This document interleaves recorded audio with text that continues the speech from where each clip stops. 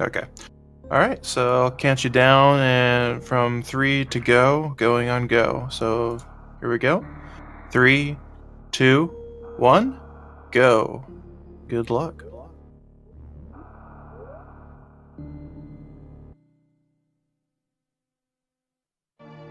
Again, guys, if you're just joining the marathon here, this Oceanfly marathon was put together to raise money for getting Behemoth to SGDQ, and we have arranged a whole plethora of Super Metroid runs, even into the ROM hack realm, which is what we have here in front of us. Ice Metal is a very interesting ROM hack. It's, I think, Very fun hack. probably it is fun. I played through this for the first time not too long ago myself, and I was surprised. Actually, it looks pretty nice. It looks well polished. There's very good graphics in a lot of places. A lot I of think. bright colors. Yes, exactly. Absolutely. This is a really good ROM hack. I don't play too many ROM hacks. I've played a little bit of a lot of them, I guess, but this is one that I really did enjoy. It looks really good. It's interesting. It has some really cool mechanics that we're going to see as well. And all Yeah. around just pretty fun. I think gravity and the bomb time has changed, so IBJ would be different.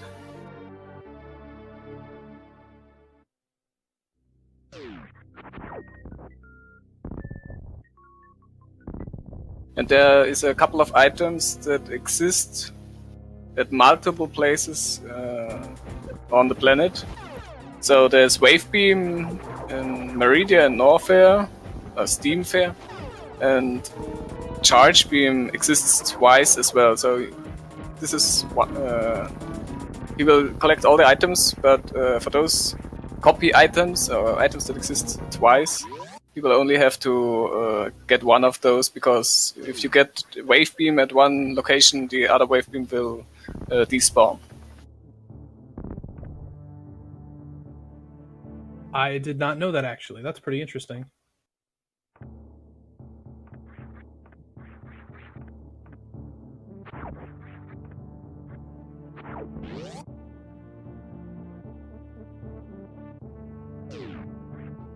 And another general thing is that the beams in this hack are in particular very weak compared to other weapons.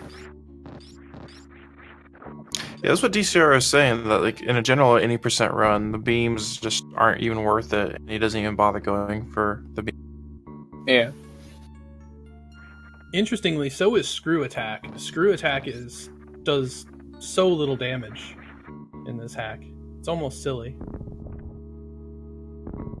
Screw attack should do damage per frame, so every contact frame it should do damage. Normally it insta-kills enemies. If it would do the same damage as in the original game, then it would kill most of the enemies after, I don't know, a few frames maybe. So I guess that compensates for the damage that Screw attack normally would do. Maybe. My experience has been that you have to Screw Attack through an enemy like 2 or 3 times before it dies. Some even more. Yeah, sure. In combination with Space Jump, it's easier to screw attack enemies, because as long as every time you hit them every frame, and it will stun the enemy, so it can't move. In the Space Jump, you can stay in the enemy all the time.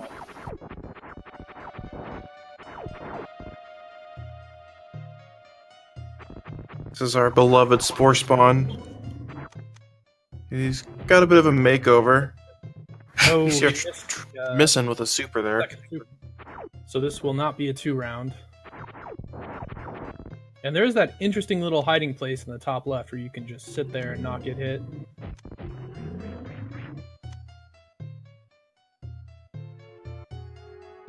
You do have to be careful. If you accidentally open that blue door, you can accidentally damage boost yourself out of the room and then have to come back and do the fight again. That happened to me more than once.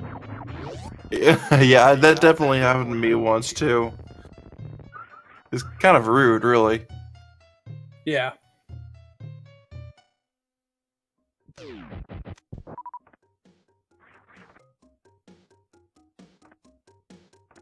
I'm not even sure what to say to a lot of these areas. This is more of the wreck ship area, I guess. Yes. You get the Coverns floating around, but the music is toned to that of the Brinstar music. And you get a lot of different. This seems like the person that made this ROM hack, I can't remember the author's name right now. But Lunari? yeah, there we go. But it seems like all the different styles he kind of meshed together. He's reusing a lot of stuff. He's still kind of made different feels to everything. It's very cool. And I think the first time I saw these crates or anything, I was kind of half expecting, is this gonna explode if I shoot it or something? And these green areas here, they will turn purple after Phantoon is dead. So those are kind of wreck ship rooms. Oh, cool! I never states. noticed that. Some of the crates even have the sparks on them, I think, after you kill Phantoon, which is a little weird, but...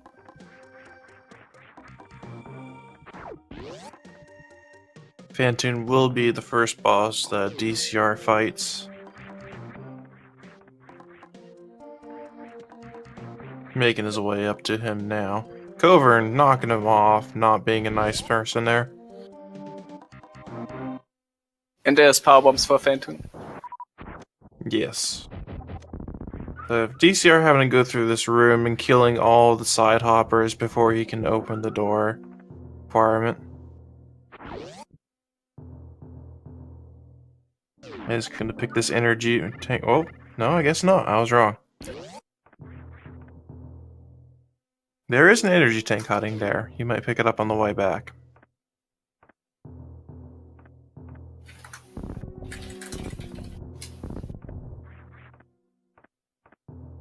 Kind of brave, because the Phantoon fight is not easy. No, it's not. Especially if you end up having to farm. It's definitely more difficult to farm the flames. Right. And there's another fun thing in this hack.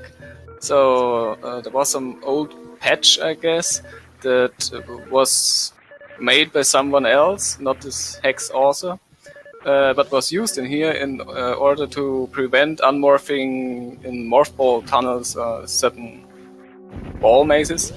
But one can still unmorph using jump instead of up. I guess that's that. like here. Right here. Yeah, in the version that I played, I've eventually figured out that jump could be used to unmorph. It's like they didn't realize that jump was also a mechanic you could use to unmorph. As soon as he gets the new item though, so there's some new item that's called Mega Ball in here. It is basically a spring ball. As soon as you get that item, you can't do it like this. You would need to turn it off. But it's not just that's not just allowed to jump in ball form, but it's also a boost ball. I didn't figure out it was a boost ball for quite a while, actually. I picked it up and I was like, what is this? Oh, spring ball, cool. And then I think I did the boost ball by accident, and I was like, what the hell was that? But it definitely provides for some of the more interesting movement that you can do in this hack. Yeah, definitely. There's a lot of open ground, and you can... it's really a weird mechanic that's just pretty much added to the game. And it takes a bit of work to control it because you can actually keep some of that momentum after you unmorph, and it definitely threw me off a lot when I was playing through. Yeah, it will only boost you sideways if you are on ground somewhere. But that's the thing is, this item it will boost you so fast that you can actually get yourself stuck in the ground if you start the boost and mash rapidly left and right. So you go from one side to the other side. At one point you can just clip 1 or even 2 blocks into the ground and be stuck. So this hopefully doesn't happen anywhere. So we see the Phantoon fight here. Phantoon fight is still pretty much the same as vanilla. I think he has the same health too.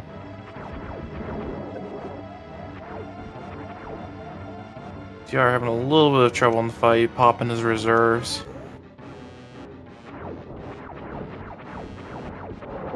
obviously much more restricted movement. And you see Yeah, where this very hard to move around in here, and very hard to get any sort of Doppler off either. And what I was saying is, when you do feel like you need to farm, your sort of safe zone is on the left side. Oh, he aggravated. Maybe he needs Oh, support. that's not good.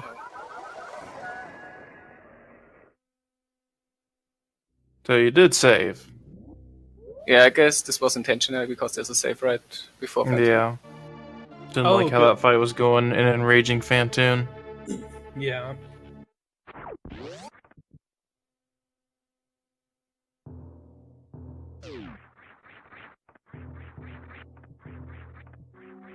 Yeah, Phantoon's a tough boss. Never mind putting him in an awkward place like that. I did not like that room setup, though. It was so awkward to do everything, and some of his patterns were even hard to hit. And so you pair that, pair awkward space with Phantoon, and Phantoon's sometimes just going to troll you. It doesn't end with a good combination. I guess if one would refill almost all of the reserves energy, but leave like 10 energy there, one could survive one more hit. It's like a free hit you can get. Sometimes used for RBO at Ridley. In the Ridley fight, when you want to get grabbed and the tail hits you. Yeah. Oh, DCR saying he didn't grab that E-Tank because he didn't have a super, so he couldn't actually pick it up. Oh, man. Okay. Yeah, I forgot that's a super block required.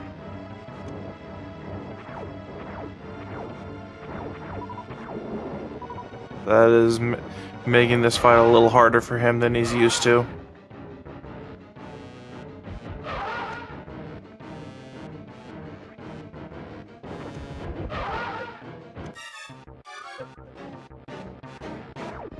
Phantoon not really giving him any missiles to work with here.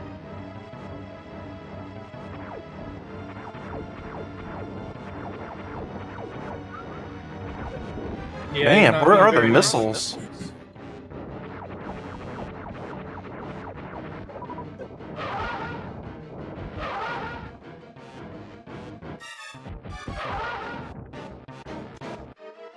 Something I noticed that's changed in this pack is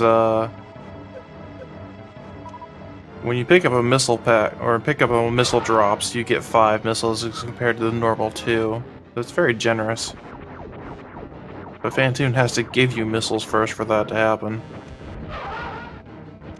Alright, Phantoon dead.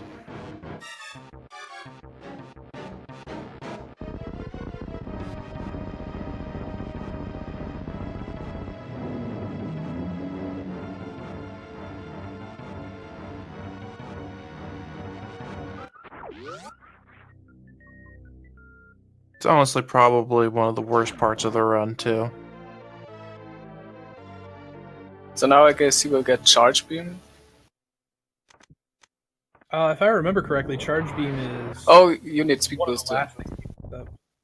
Yeah, if I recall correctly, he's gonna go do a little bit of item collection, but he's going straight for Mega Ball, I believe, at this point. Yeah, that's a very powerful item. Technically, at least for TAS.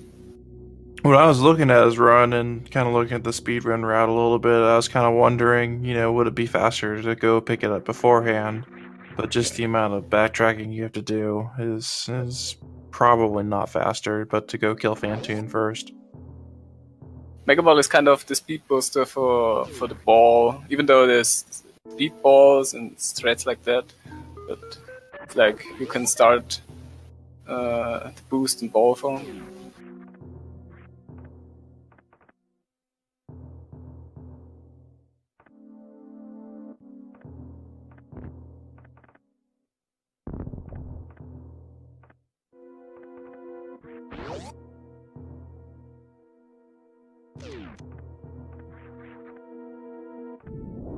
So this hack is not a half hack. So the map is completely changed. Items, I guess, there are more, I guess, because it's 109%. He will get all of those. Yeah, I And think still there's has to. 5 items. Right. I read somewhere it has 105 items, but it Oh. only divides by 104 to calculate the percent. And it actually displays 100 dot on Right. the final screen, which is really weird. I don't know where that dot comes from.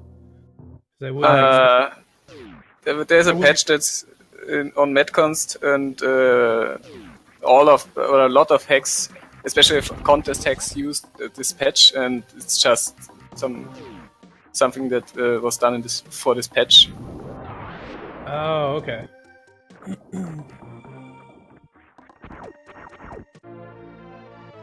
Yeah, DCR going around doing a little bit of item collection with what he can right now that he has power bombs. Still some items that he had to skip just because he doesn't have some stuff. And I know back there were, I think, another pair of power bombs that he skipped he'll come back for later, so there is still some cleanup to be had. But picking up some items that are pretty much right on the way right now. So yeah, and as I said, now that Phantoon is dead, this area isn't green anymore, but purple. And a bit darker. See, I don't know how, when I first time I played through, I missed that. I guess, I don't know why. I'm guessing it had to do with just the color style. But that's a very cool feature of this hack.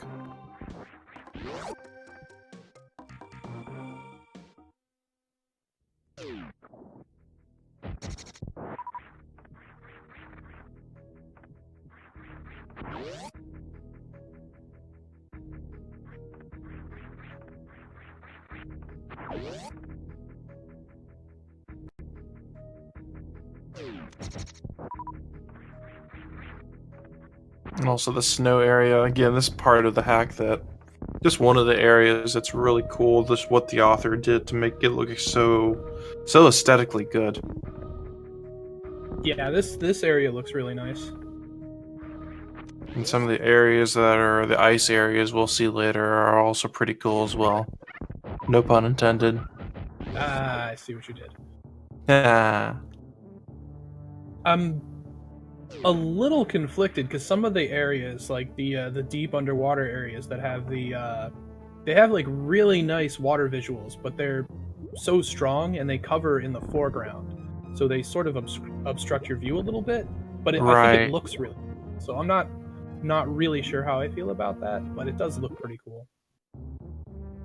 Yeah, I guess you could say they're kind of mudding the waters a little That's bit. the ice metal, I guess. Because that's the name of the hack. The ice metal. Ah, yes. Yeah.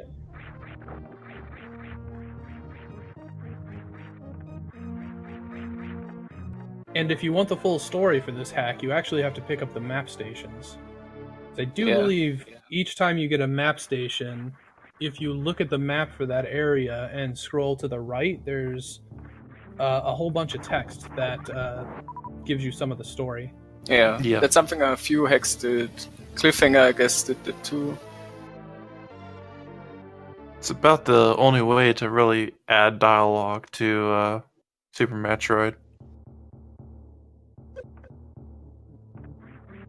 We all know Samus to be the strong silent type. Yeah, absolutely.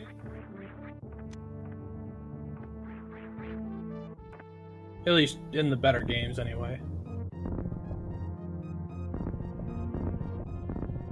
DCR doing a bomb jump, and the bomb jump looks different, and it is different. Something that really threw me off, and it's subtle, but it's there, is bombs detonate quicker in the pack than they do in vanilla. It makes bomb jumping not necessarily harder, but it's just something that you have to get used to. Now I got Mega Ball. Kind of the superior Spring Ball. Yes, this is what we were talking about earlier. This is not only does you give you the spring ball feature, but also gives you a lot like the boost ball from Metroid Prime, for example. And this is also going to make movement underwater a lot better. Because you can boost ball to full speed underwater, even without crystal armor. Yeah. Yes. Which is basically the gravity suit of the game. Kind and here of. we have an example of a Chozo statue with a fake item. There's a few of these in the game. And I believe it was in lower, what is it, Steam Fair? There's a heated room with one of those, and I arrived there without the ice metal armor, and I definitely died going in there, trying to get an item that was a fake item. Yeah, this game definitely seems like it was built that you could sequence break it. I know I've sequence broke a couple things accidentally. Yeah, I it is think extremely non-linear. I did some item tree analysis for this hack because there was on Metroid Construction Forum a few people wanted to make an item randomizer for this hack, or for some hack, and so someone came up with this hack and told me, yeah, that would be a good hack to do so. And yeah, actually, you can get almost everywhere without many items at all. So you don't need much to get around the planet. I think when I did my first playthrough, I actually arrived and tried to fight Ridley without the ice metal armor. Or no, it is the crystal armor. Whatever will let you is basically akin to the gravity suit. I hadn't picked it up by then, and so I was trying to kill Ridley with that, and also not realizing I was stumbling upon Ridley because I think when I came to Ridley, I thought it was Dragon, and realizing that I don't have charge beam still. I need to be really careful here. And the jump height in the water is a lot higher than in the original. You could not jump as high. I guess you fall slower. I don't know. I guess it depends on the change of the gravitation in this hack has this influence. Oh, he's gonna mid a springboard jump. Yep, doing some good mid-air spring balls. Actually, one can chain those infinitely in this hack. Can you not do that normally in vanilla? No, at most 2 times if you have high jump. You could get out of Dragon's room from the bottom with high jump, yeah. I mean, Taz could use bombs and combine the bomb knockback so you have 0 falling speed, so you can start another mid-air springboard jump. So you could chain those infinitely as well, but you would need bombs. Power bombs wouldn't work either. So you use bombs and mash them so you sink slowly, and it's a Santas strat. So Smayman asking in chat, there's a bunch of yellow bits that are above health right now. And I noticed from playing that seems to be an artifact that was just randomly created. I don't know why. I'm guessing it's some sort of weird aesthetic glitch. It happens in a few hacks. I guess normally it happens when gates are opened. Yeah, so this one, there's back when he was heading towards heading back from Phantoon, there was a gate he opened along the way.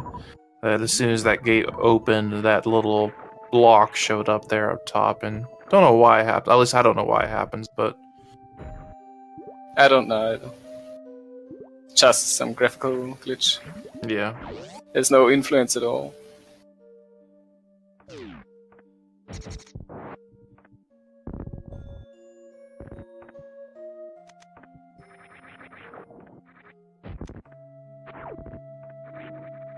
You see more of the level design in a lot of the areas here.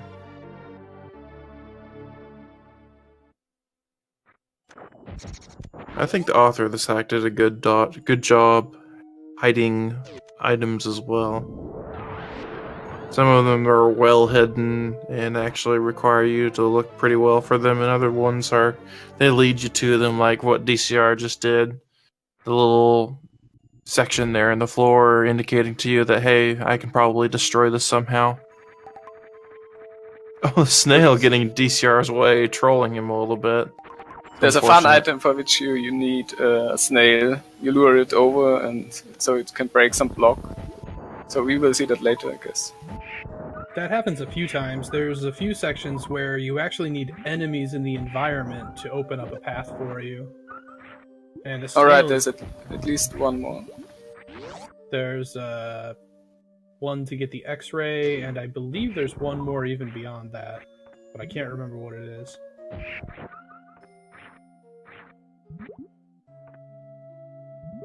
So now he's going to Botwoon and will save before that. Botwoon, after Botwoon there's gravity. So of course he's getting that early. So someone has to take my job and post the Ivan photo in the chat here.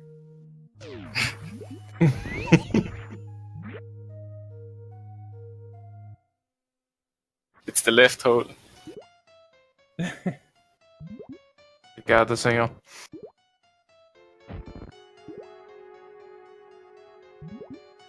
And here again, the room is changed so that your safe spot is almost gone. Oh, thank you, Stray.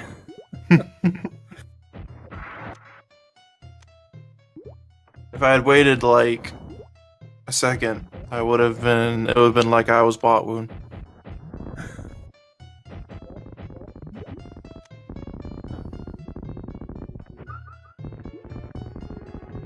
Alright, DCR is dispatching.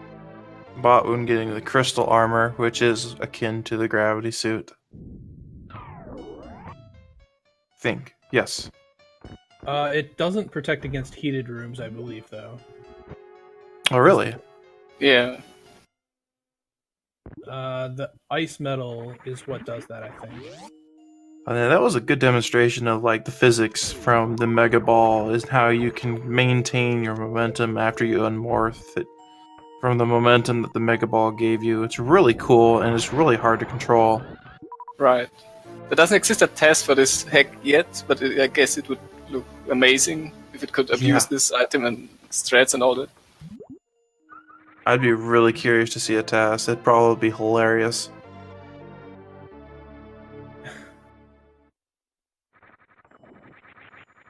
It'd be just a ball zipping back and forth for an hour. Right. Ball would unmorph and Samus would be suddenly moving really fast and you blink and you miss it.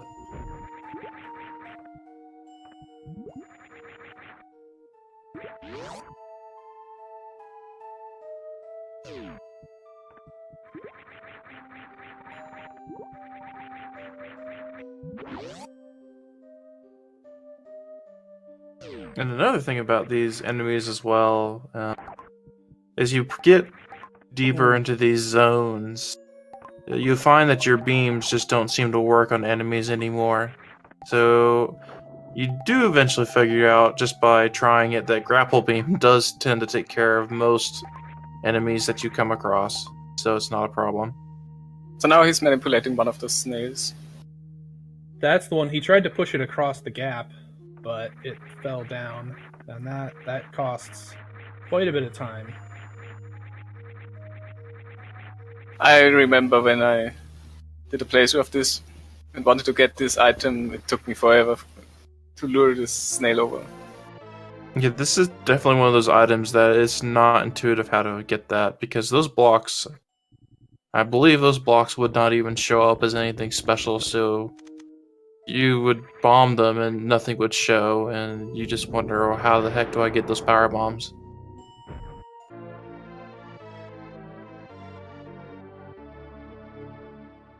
It almost reminds me of the invisible grapple block in SMI. Which I was still mad. I'm still mad about that when I found out about that. Yeah, grapple blocks are just evil. And also, he has Mega Ball, so he has some boost ball feature, but it does not work like speed booster, so you cannot break speed blocks with it. Yeah, resetting the room here. There, we're getting the snail to go across.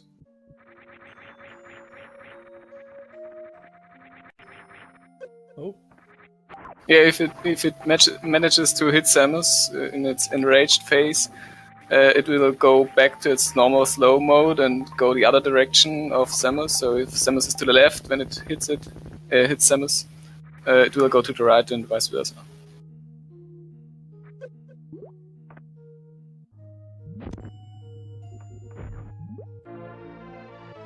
It's the same idea of the snail manipulation. It's not really a well-known fact because you never see snails destroy blocks like this. In vanilla Super Metroid, there's one place that can happen, and it's with Shacktool. When you're on your way to Spring Ball and he's digging out the sand, you can get the snail at the end. If you enrage him, he'll come through the sand blocks and destroy them. But apart from that, you don't see that anywhere, so if you've not played many hacks or not played a lot of Super Metroid, that's just you're just not gonna know about that at all until you see somebody else do it. Yes, that's like the only place where those blocks are used. There are also some enemies that cannot destroy those blocks, like fire fleas, for example. But most enemies can destroy those.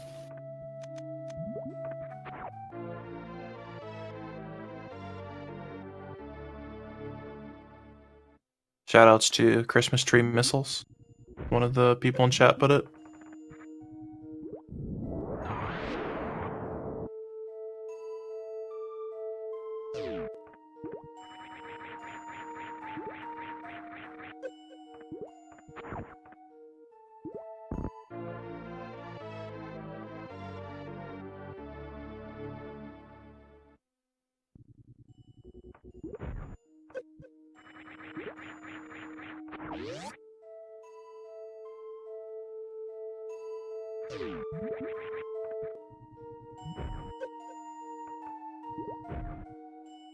A lot of these areas, you really see the Mega Ball start to shine and getting across some of those more difficult places, especially those spikes there.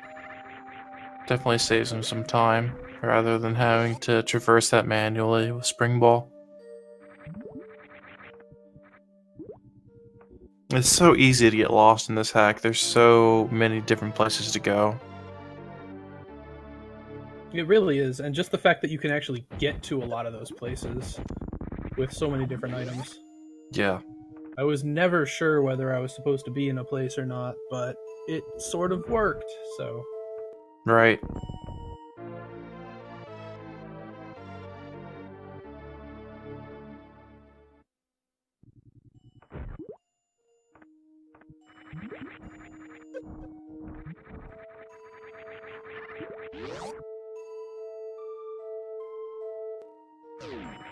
Here we go, getting into one of the neater areas, in my opinion, of the game. I really liked the way this area looked.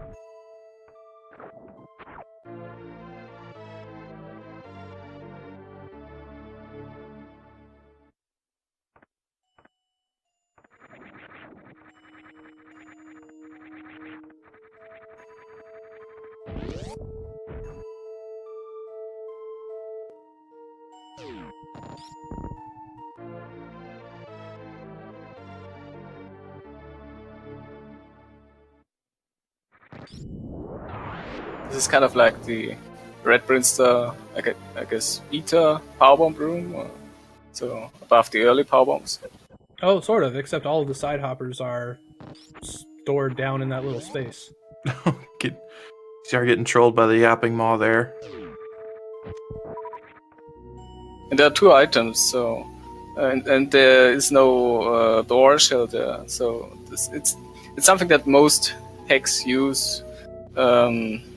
There's when they changed the original game, there's some number of PLMs in the rooms, so objects that can change in the room, like gates and doors, and so he just took this door shell and made an item out of it. So That's cool. They don't have to add those, which would be more complicated. So now we're entering Dragon. No, this is not a required boss. Is it not? I didn't... Oh, no. But he will get all items, so we will see all kinds of places. Right. Well, yeah, for like an 80% run, this boss is not required. Because I know in my playthrough, I never even went this way. I never even saw Dragon at all. At least I don't think I did. No, I came here and I died in the quicksand before getting here, actually. Yeah, in the quicksand there's also acid. It's quite deadly. I guess it's one of the deadliest rooms in this hack. Oh, it sure is. Found that out the hard way. Yeah, that room, I was actually found that room. I did not have space jump, and I tried like several different things trying to get through that room, and it just ended in frustration. That looked like a pretty good Dragon fight. It was.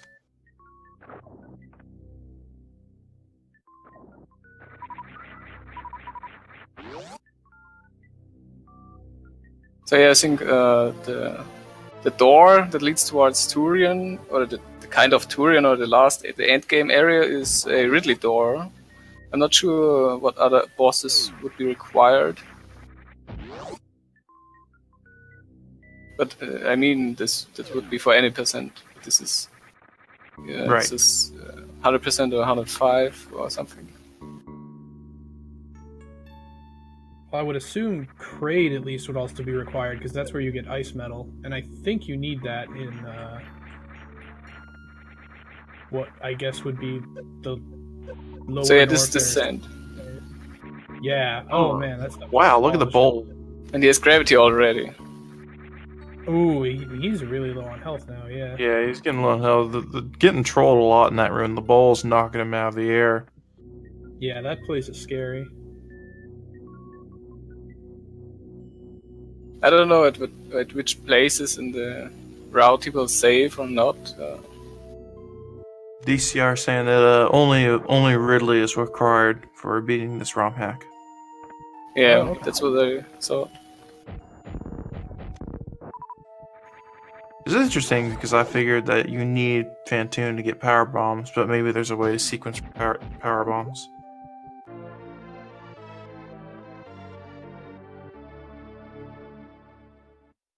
And Phantoon. Okay, he's saying and Phantoon.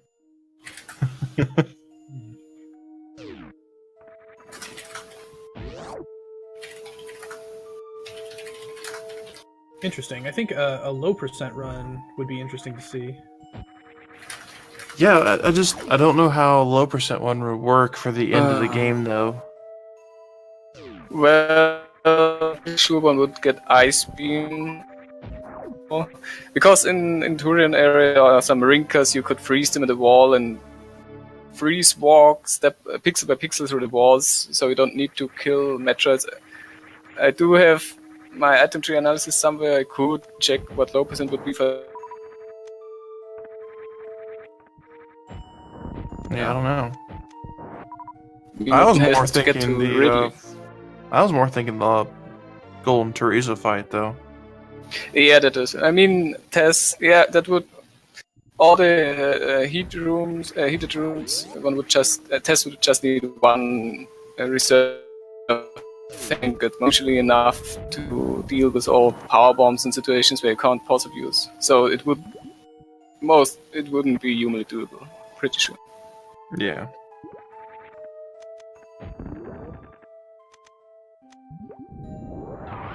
The Golden Teresa is the last boss in this hack. There's no Mother Brain. Yeah, when I was playing through, I really wasn't sure what to expect. 'Cause I hadn't seen any spoilers for the hack beforehand. And I got the Golden Teresa fight in, and I was like, well, this is rough. Because the only reason it was really rough is because I didn't have a lot of the items that I probably should have at the time. So And here there's we come across some of the first times we see that ice metal, I guess it is. The opaque substance. Ah, yes, the flashing liquid, the seizure material. Yeah, Or this one's not flashing. There's a container with the flashing stuff somewhere. there Oh, it there. is. There's a few old hacks that use this glow a lot. Guess it's in Golden Dawn or somewhere. I don't know.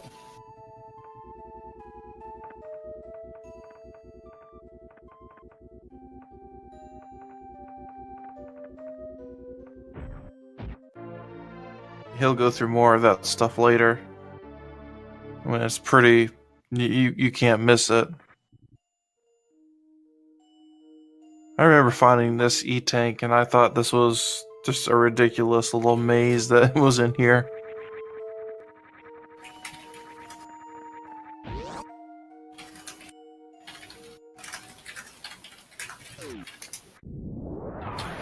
DCR laying the power bomb to open that door for later.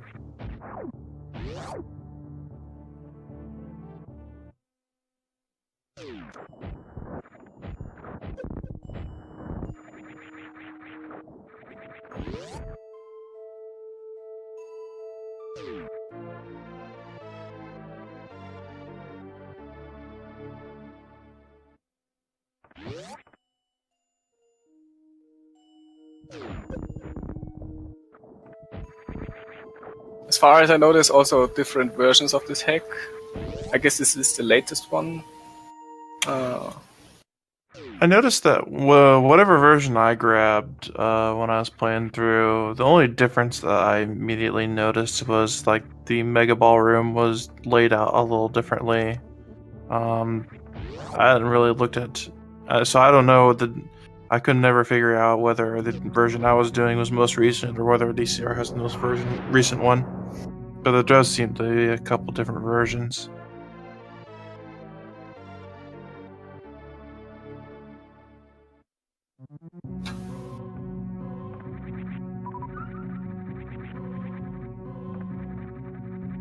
Now we're coming around to the back of where DCR picked up bombs really early on.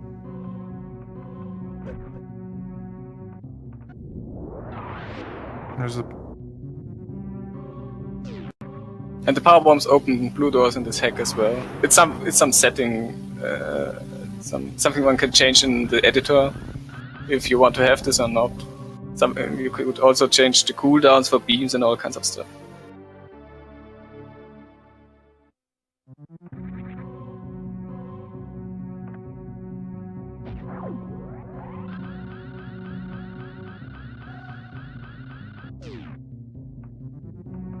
This is one of those areas that they try to morph lock you so that you can't morph. Yeah, Again. that's really weird. When Go ahead. I didn't know what was going on actually. I rolled under there and I tried to press up and it didn't work and I was like, what? So I moved around a bit and I hit jump and it worked. I was like, okay. I just didn't think. Yeah, it's really weird. Is that a glitch? You do it for what is that? Yeah, you do it for the first time. You're not really sure what's going on, and then eventually you realize it must be trying to prevent you. I know there's the only I'm sure there's plenty of hacks, but the only hack that I had heard about morph locking beforehand was redesign. Yeah. I remember Elm talking about that. And now we have two of those gate-related yellow sprites in the hut. Oh yeah, there's a second one. So see how long it takes until it looks like space-time beam.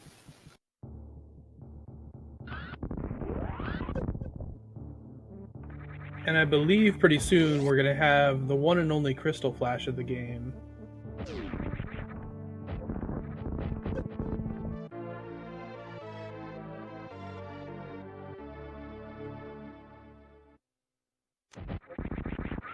In my playthrough, I did not find Ice Beam. And so I killed the Metroids with power bombs, and that was pretty painful. Ooh.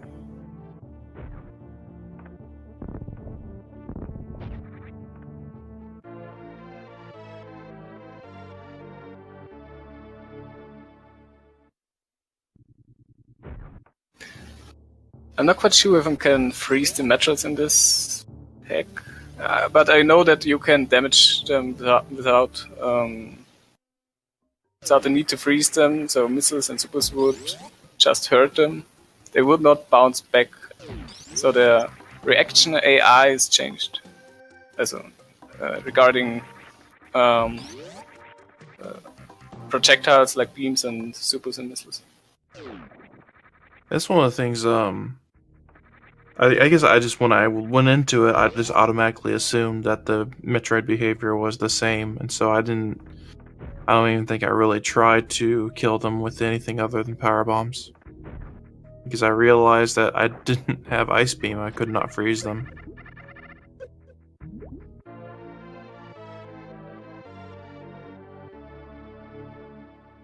So I think DCR is going to be intentionally taking damage along this part in order to set up a crystal flash.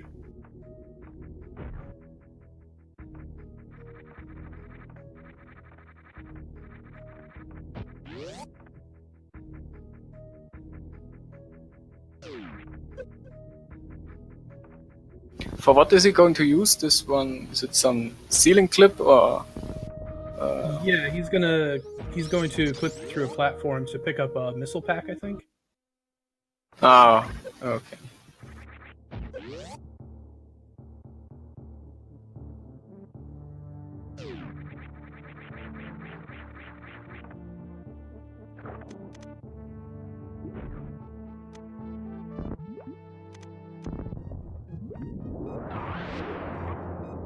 He's kind of lucky that this hack doesn't have some items hidden just in walls.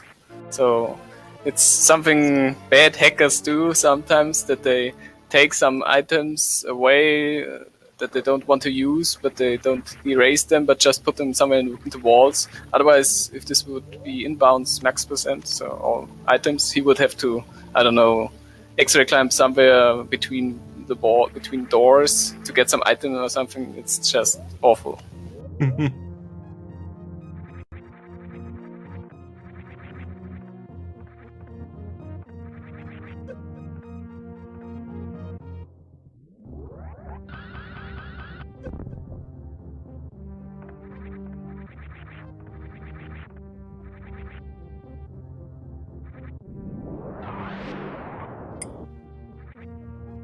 Oh yeah, this is a funny item. Yeah, this is an interesting room. Oh, I remember watching his video and I didn't understand what was going on here. Wall jump, checking the door. No, wall jumping during the transition. Because those are ceiling slopes, they will push you downwards. Or you normally use to push for example, the shine sparks, horizontal shine sparks. So you align, the haste will change. And the wall jump, you can stay high enough to not fall into those and get pushed down.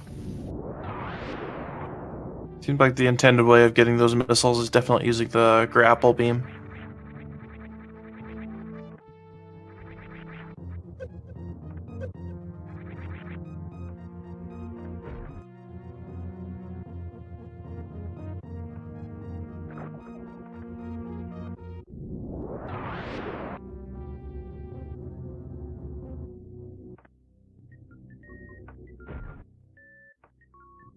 And unfortunately, a lot of backtracking required for 100% in this category.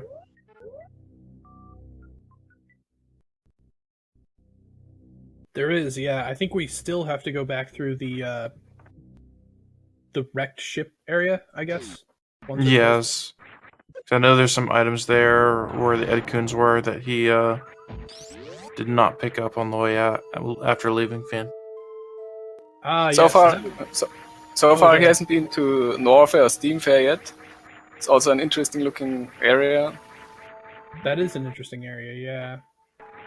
Yes. And the Edicoons are the other ones I was thinking of, where the Edicoons will break a block and let you pick up power bombs, I believe. That's right.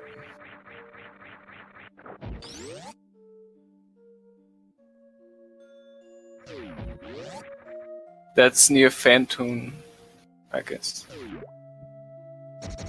Yeah, so we have to go back over there. So farming power bombs here so he can do his crystal flash.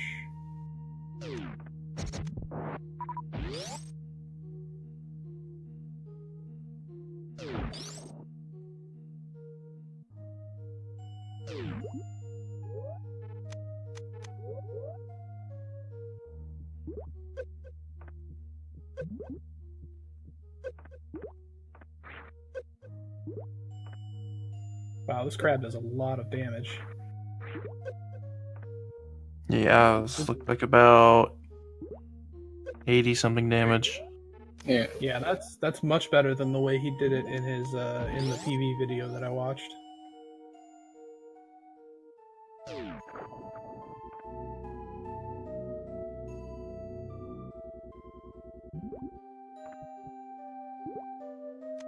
So here's the crystal flash. For this item, he wouldn't need the crystal flash. Actually, pretty sure one could ceiling crouch jump clip through the ceiling there.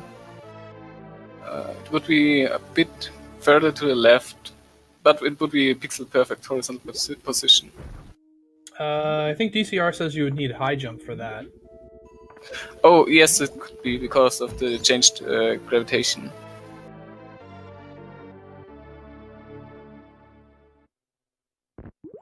Yeah, he says the old route he could do that clip.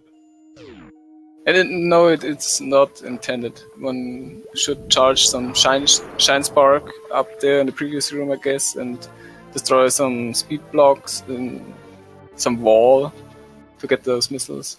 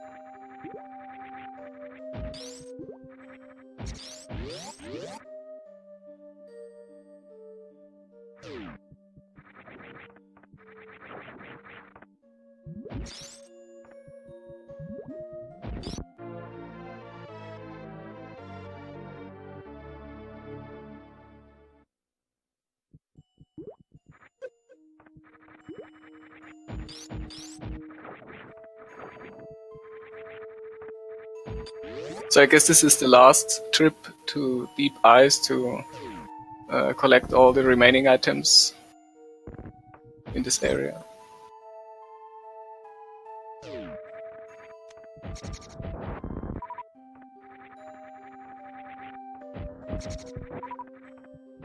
I think there might be one more actually.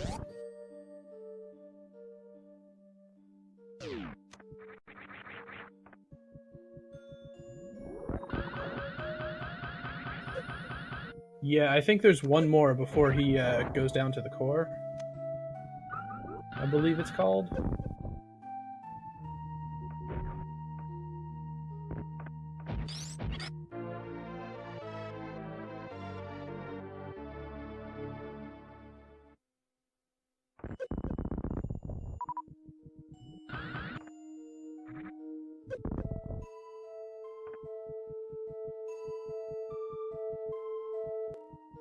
So now he has screw tech that does damage every frame, contact frame.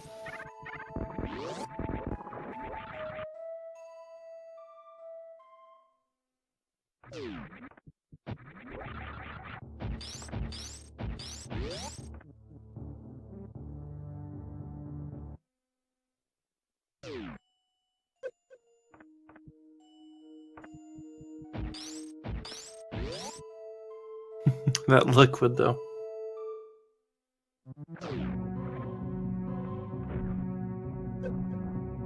This is another one of those places that it's really weird. You see the transparent or the opaque liquid, you can't see Summers behind it. But when you have the item fanfare or the power bomb, it becomes very clear. And this elevator is quite funny because if you didn't write this elevator down or if you forgot that there's an elevator, you wouldn't see it normally in the water. I guess one could see it in the minimap maybe. So this should be grapple beam.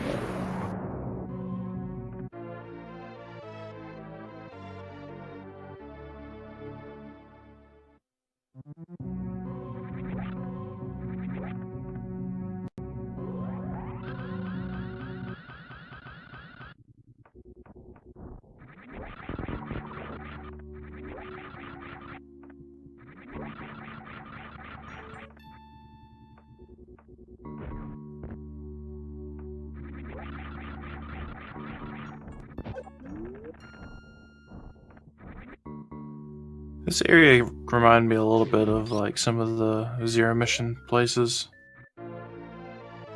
Also, nice black screen. Oh yeah.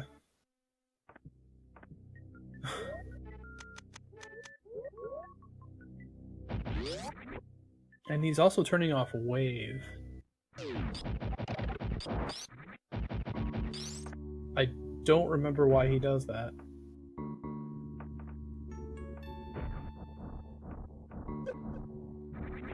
Well, it might increase actually the either the fire rate or the damage.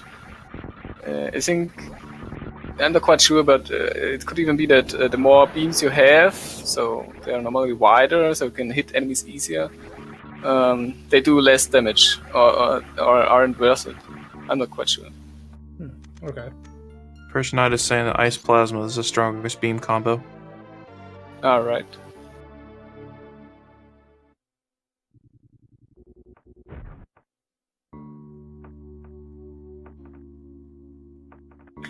Oh, interesting. Yeah, I think I discovered that on one of my playthroughs. That having wave on with the other beams was actually did less damage. That's really weird, but Yeah, the beam mechanics of this hack are just... they're not straightforward. no.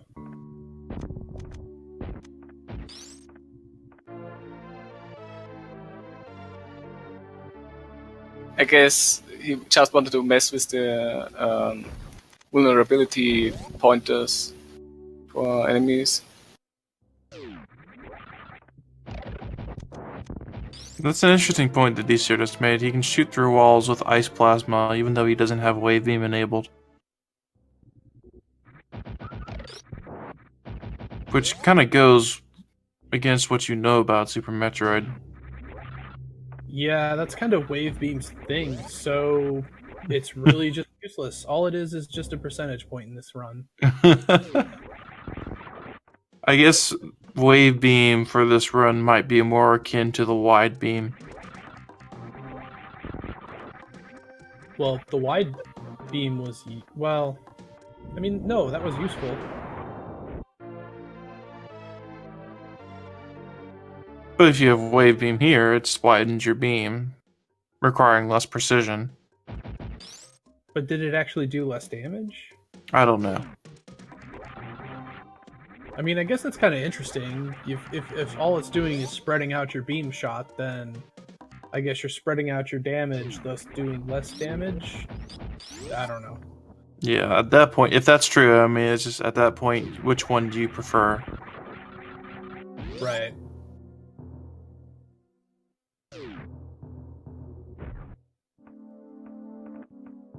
DCR coming back through this area. This is the area that he went through near the beginning of the game to head towards Phantoon. Moving through it a lot faster now that he has the Mega Ball. He's gonna have to wait for these Edicoons to help him get an item. Yep.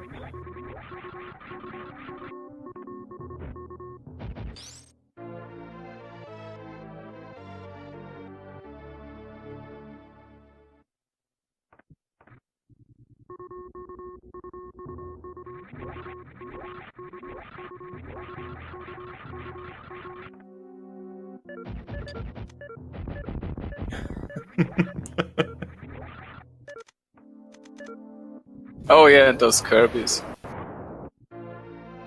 Is that what those are?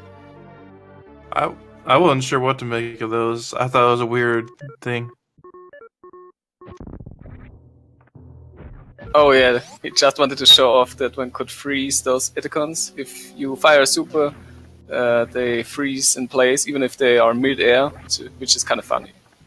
Oh yeah. And fun fact, the Etacons could actually gravity jump as well if they were in water, and if you do a gravity jump, they do it too. So their physics depend on if Samus has gravity or is in water or not, and without gravity or with it.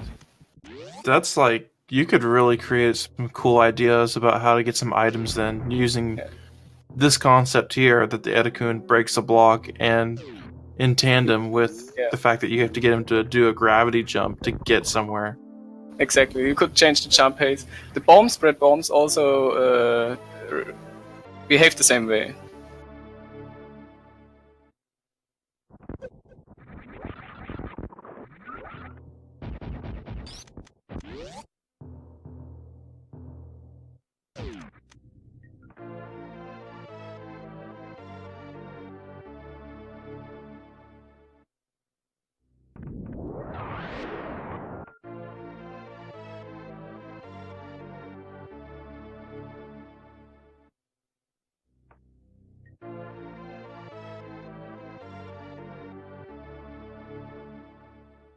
Item fanfare. We get it.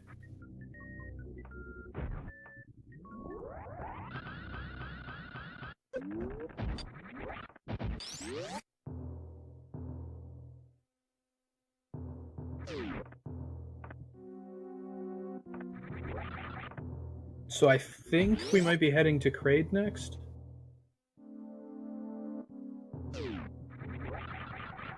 Yeah, there he can get a barrier, so this will protect him from the heat, since Grady doesn't do that in here.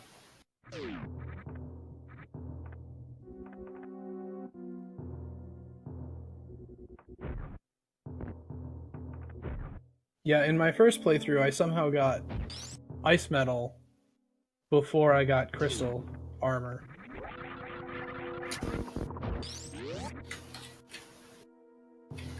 And that was rough because you have to go through a bunch of underwater stuff to get that.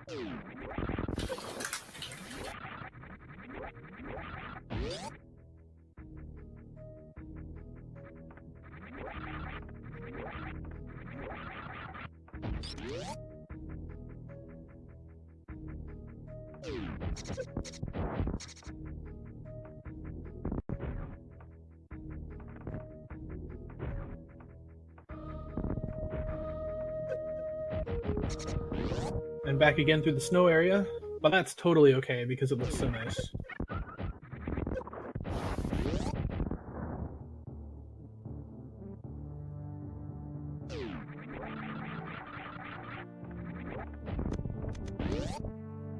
Co-ejecting the super.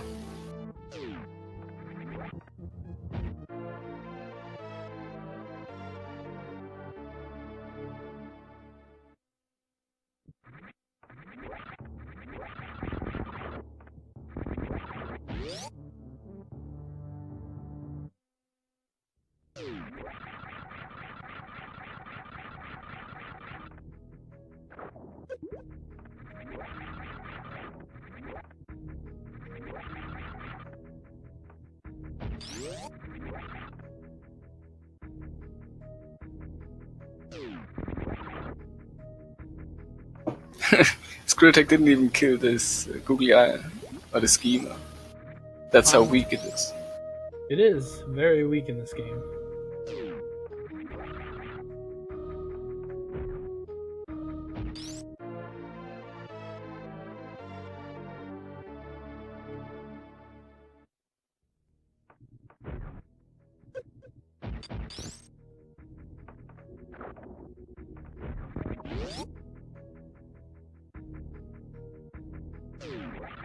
And here he has to kill all the mini Kraids, I think.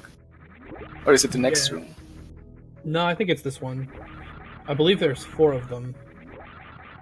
Because this is what I had to do without the crystal armor, so basically the gravity suit. Yeah. I guess underwater wall jump is possible the normal way, so it's easier. I'm not quite sure if that's true.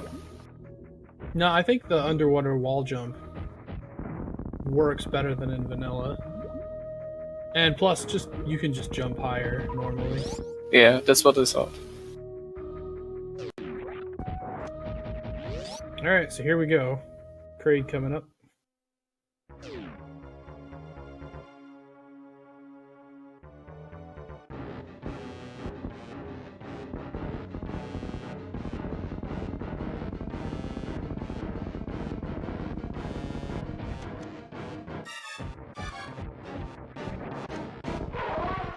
And Good goodbye, kick, quick Kraid. kill.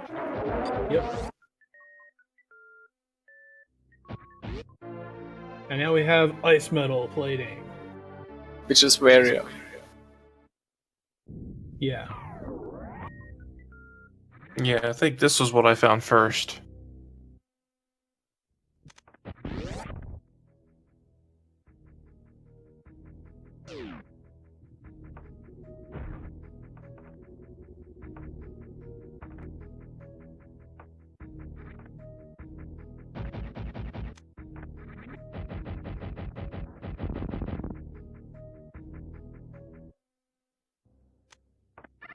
Here we come into the next interesting area of the game is the Steam Fair. Really cool style of the blocks in the area. I really like this zone a lot as well. Yeah, this is a very interesting area. And a lot of the rooms that look heated actually aren't. Like, I believe this room is not heated.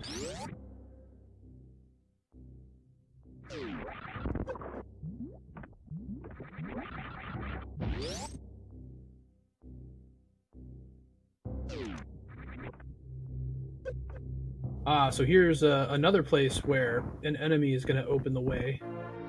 Yeah. For the most powerful item in the game. The banana.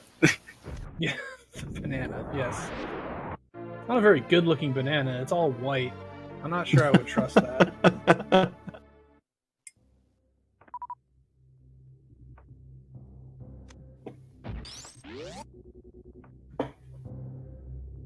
Oh, and now we're also making our way to Crocomire, which will be a much easier fight because we have charged plasma.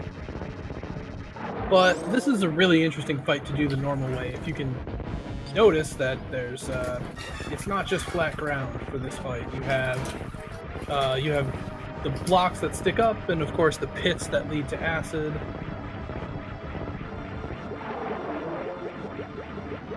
But when you have charged plasma, it's no big deal.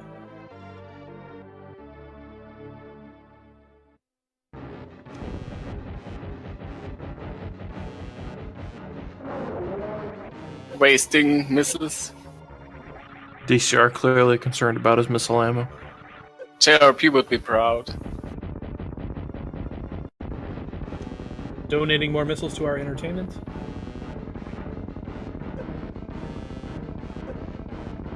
And health. You should use them like Tess, or like Tess does sometimes.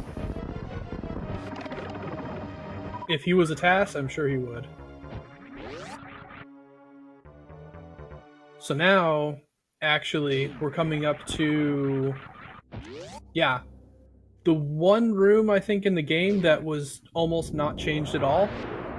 This is where the designer was feeling particularly uncreative, and they were like, what should I do with this room? And then they thought, I'll just move the power bombs down 3 spaces. That's awesome. Ship it. And they were done. Yeah, you can definitely tell that whole area is still pretty much keeping the same kind of design as the rooms after Crocomire from Vanilla. Apart from, obviously using the different textures. It's easier to see the original design of those rooms than it is other rooms in this hack.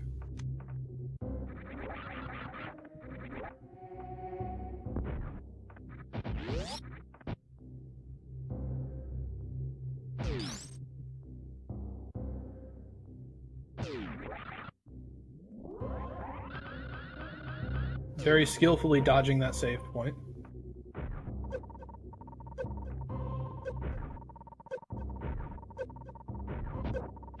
Sierra's got some hitchhikers there.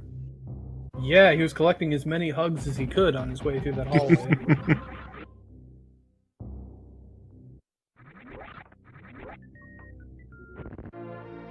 Now there's high jump.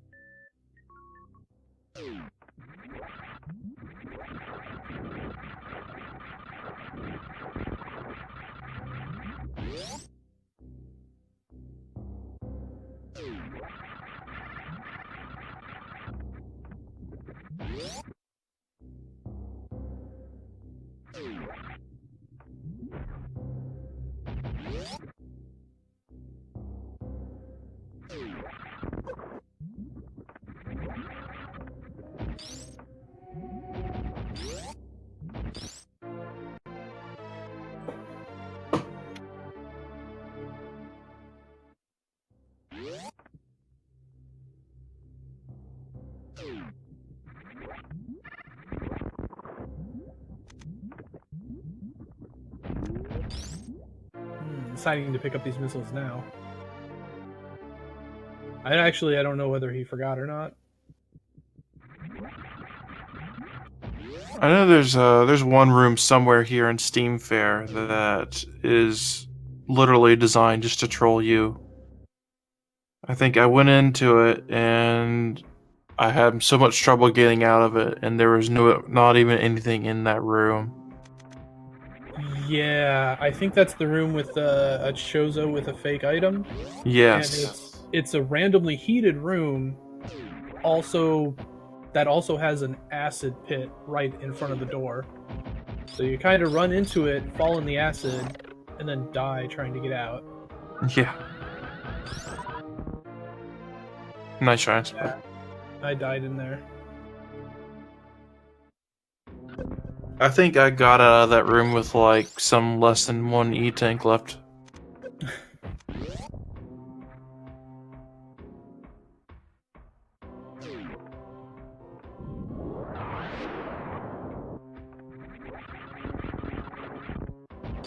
Look at how many hits those things took.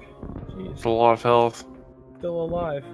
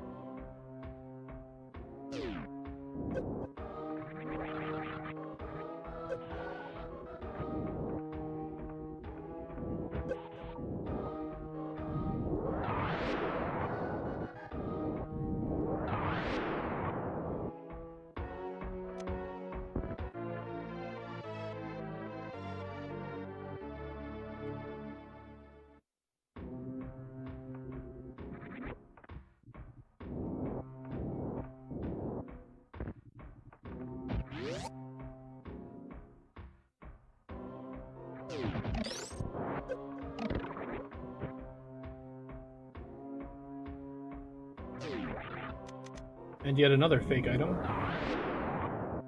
With a real item behind it. And of course, if you pay attention to your minimap, you can tell it's a fake item because there's no dot on that tile. Yeah, thankfully the author decided to be merciful and you leave that as a legitimate indicator. Yeah. I can imagine if they wanted to be especially cruel, they would just remove all of the dots. But yeah, there are 2 items in this case, but just 1 dot, so that's another thing. Or add dots everywhere. Items in all the rooms. And take them away where the items are. That would be an interesting idea. Don't think any hack did that so far.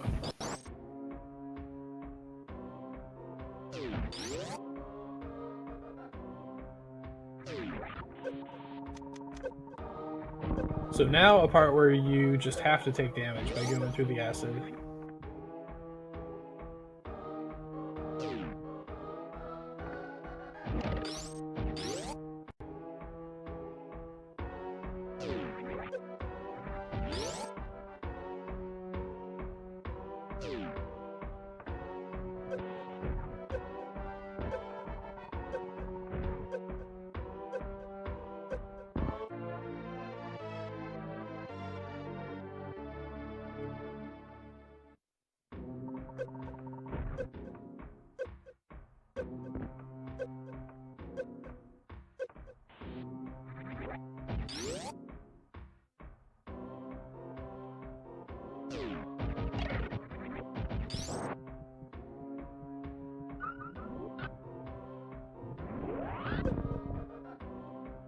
And now this is quite a deadly room.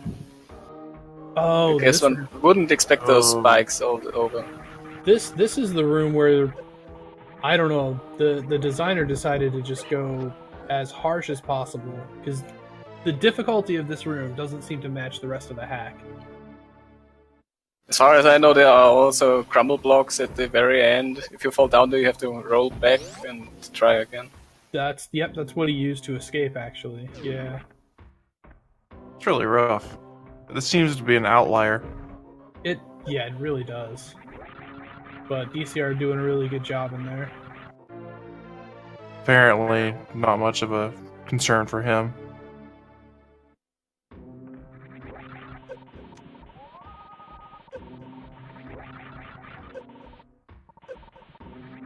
You are hitting the light switch rave there.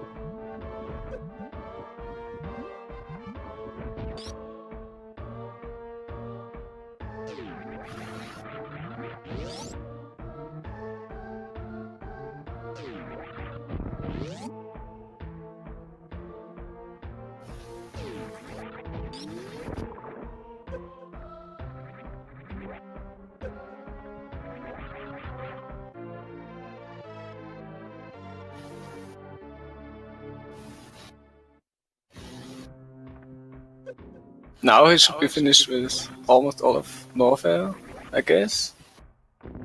Steam Fair. Yeah. Getting close. Start making his way down the core shortly.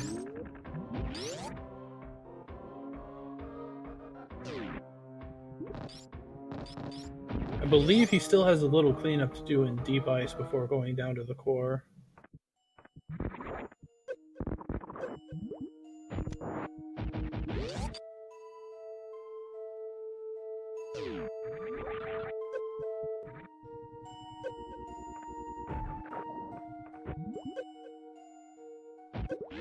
Ridley hidden down in that cave. All the quiet soundtrack and water. You wouldn't expect it here, I guess.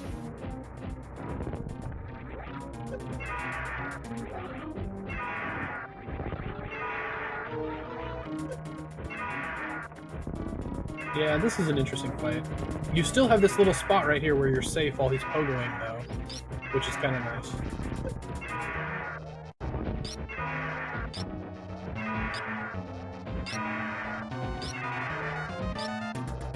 Also, another thing that I found out the hard way is if you try to use power bombs, the platforms down there are actually breakable. Oh no, really? Yeah. That's awesome. Because when I went into Ridley, I was like, "Crap! I don't know if I have enough ammo." So I started power bombing Ridley at the beginning of the fight, and the platforms disintegrated. I was like, "That was the bad move." Huh. Yeah, that's evil. That's kind of like something that in another hack that's crocomire with powerbomb balls behind him, so you have to use those, and yeah, that makes the fight fun. Alright, pretty solid Ridley fight.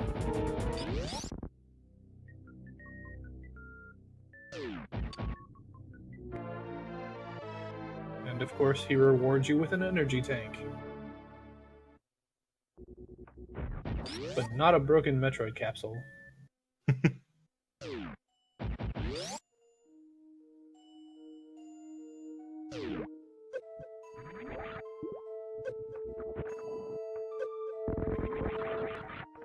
Making good use of that boost ball again. Actually, I'm not quite sure, but so on the forums when I did analyze this hack, I think they also told me that not killing Ridley, but getting the E-tank behind Ridley triggers, opens the gray shell that leads towards Turian or the endgame.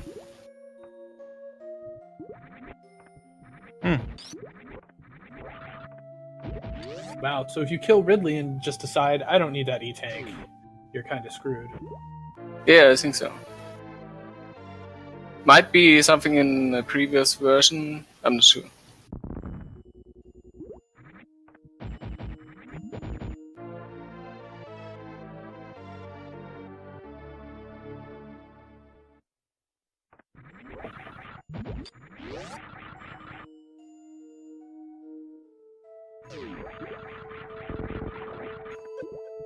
This is another one of those areas that, this goes to show that how non-linear this hack is, because there's more than one way to get to Ridley. DCR coming back a different way, but you could very well end up coming this way to get to Ridley. So there's more than one way to end up getting to him. Really cool part of this hack, I think. How there's not one answer. Yeah, I agree. I really like the how non-linear it is. That's just that seems to be pretty core Metroid, I think. Yeah.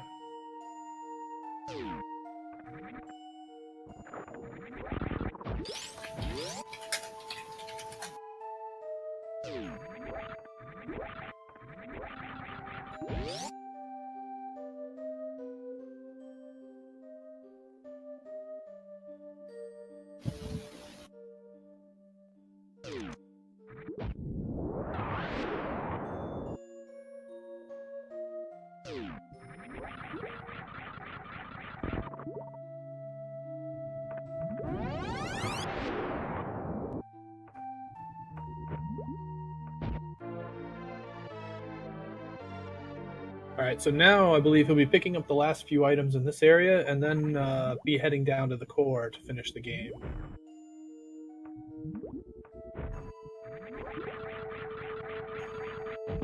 That was an awesome sound. Seems to be random when the power bombs make that sound. I wish it would make it all the time.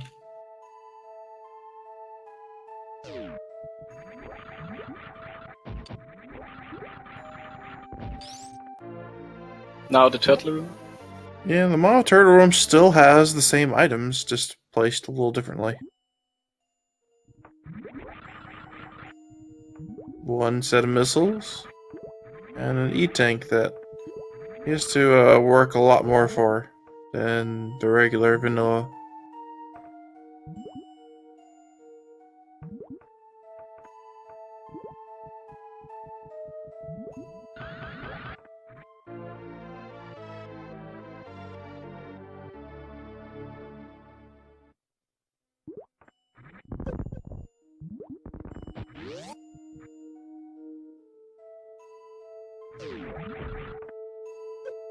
I believe that's everything. I think there's one more energy tank in the core, and I think that's it.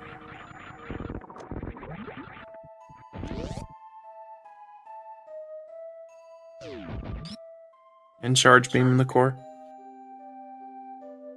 Well, a copy item. I mean, you could get charge beam at 2 places. Actually, I did just look up. Mega Ball has 2 places as well. There's one in Steam Fair as well. I didn't know that. Huh. Well, he already has charge beam. Yeah, so it won't be at Golden Horizon. The item shouldn't be there anymore. And I didn't even know that sort of feature even existed in Super Metroid at all. But as DCR, when he was doing his item randomizer, and I played through it, and he gave me the list of for commentators, where all the list of the items were. And I noticed that Charge Beam was in several different locations. And I asked him, why is that? And he said one of the design features he added in at the request of somebody else. I think it was actually Wild Anaconda who requested that. Is Charge Beam would pop up in any given number of locations but once you picked it up in one of the locations, the other locations it would disappear, and I never knew that was a thing. I believe that has to do with just giving a PLM the same ID as another PLM. The Or low something index, like I that. guess. A what? The low, it's an index you can choose. It's kind of a number which determines the identity of the item. And if two items have the same identity, if you collect one of them, the other one will disappear, except if it's in the same room and not in a capsule. So if you would shoot if it's not in a capsule, then it won't update. So it will still stay there if you collected the copy item in the same room. But if it's in a capsule in the same room and you collect one of those items that have the same identity, and the other one would be in a capsule, if you shoot it afterwards, it won't show the item anymore because it already disappeared. Okay, yeah. And I've heard of hacks doing a similar thing with doors, where you either collect something or or something, and it will open a door. That's awful. I mean, it depends on the hack, but there's a few hacks where you have to run around the planet to find door shells that have the same index, same identity. So there can be a gray shell that you couldn't open at all, never. And another shell, it couldn't be a blue shell, the other one, because it wouldn't be a PLM.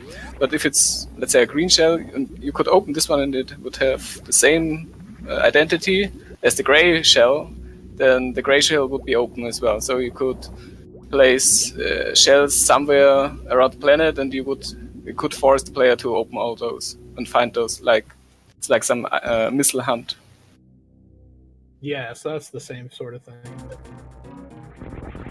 Oh, and now DCR has moved into the area where he's just going to take constant damage. Although not very much damage, considering he has all of the energy in the game at this point. It's a very slow trickle compared to any other kind of constant damage. Yeah, it really is. And in those yellow circles, you would gain energy as well. Ah, I did not realize that. It's not something that exists in the original game. So here, Golden Torso, and I assume this is why the energy drain is so slow, is because you have to fight this boss while your energy is drained. And the interesting thing here is that spike pit he's right over, oh wow, he's actually in perfect position. I thought that you couldn't get in this position because of that spike pit. Yeah, that's the sweet spot. Nice. That's all right, that was very really fast. Good fight.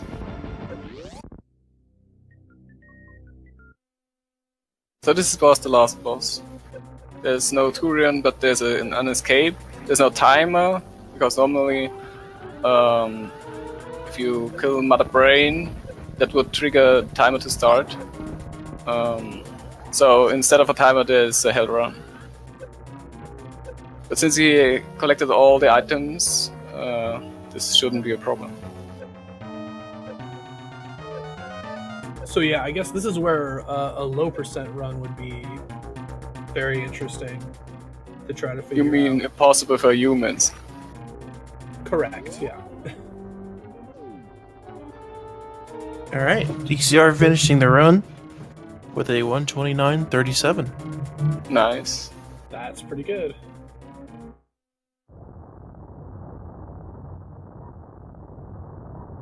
I mean, the video I watched of his was 129.59, I want to say. And he said he PB'd just like the other day. I don't know what that PB was. So, but this is still a very good run then. 126.07 is his new PB that he got today. Wow. So 3.5 minutes off of that, but still pretty decent run. Still a solid run. Considering he couldn't get the E-Tank at the beginning and ended up dying to Phantoon that one time. That's probably the entire difference right there. Yeah. If he hadn't died the Phantoon, it might actually been another PB. Who knows? Yeah, quite possibly. I think that's the only real setback that I remember. Also, there's another reason to like this hack even more. There are no animals. Very good point. Hmm. You Well, wanna there would still be bad. bomb Teresa's room. I'm not sure if I could reach this room in the escape.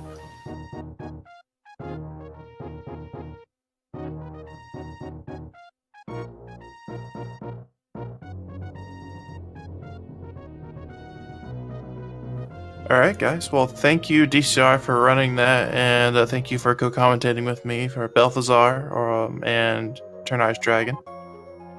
Yep, that was an interesting run. Definitely fun. And if you guys haven't played this hack before, I definitely recommend it, even for just a casual playthrough. It's a pretty fun hack. Definitely one worth picking up if you're into Super Metroid ROM hacks. I totally agree. I don't even play that many ROM hacks. But this was a lot of fun. Definitely recommend it. Yeah, very non-linear. One can get lost a bit, but it's not such a problem. It's not hard, so yeah, it should be fun. All right. Well, thank you, guys. We're going to move on to start setting up for our next run. Will be Super Metroid New Game Plus by Mishrak, commentated by EDU. Stay tuned. We'll have that run and many more runs after that coming up. So stay around, get up, get a drink, whatever you need to do to keep enjoying our marathon. We still have about another 9 hours of runs to bring to you. We'll be back shortly.